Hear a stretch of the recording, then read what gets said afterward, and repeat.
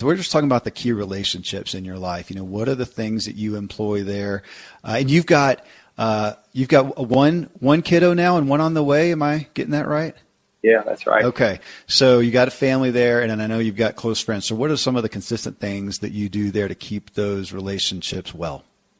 I do a lot of repair work, and Wow. It sounds challenging to lead with, but I don't think in close relationships, if they're going to be intimate and vulnerable, you're going to have some rips. So they're the ones that are going to see the best of me and the worst of me, meaning they're the place I feel the safest to vent and to be veiled down. This is how I'm really showing up in the world right now. I'm not proud of it, but I'm just feeling this. Mm-hmm. And so if I'm going to say something that comes out sideways, it's usually going to be with the people closest to me, which is kind of ironic that it works that way. Yeah.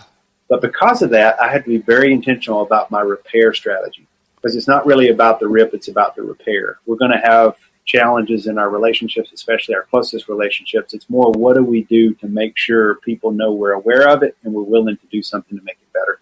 I had one of those this morning.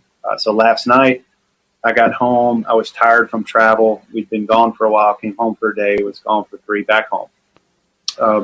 And I came in and I was excited to see my wife and son, but I was also kind of tapped out with words. I'd been talking all day long. Yeah. I didn't really want to talk. Well, they hadn't. They wanted to talk, and they were excited to see me. And they didn't get, hey, you know what? Daddy's been working all day, and I won't go. But they didn't get an empathetic response. They got a stress response. Yeah. And I kind of just shut it down and stonewalled them a little bit. And I knew it in the moment, and I couldn't really stop it.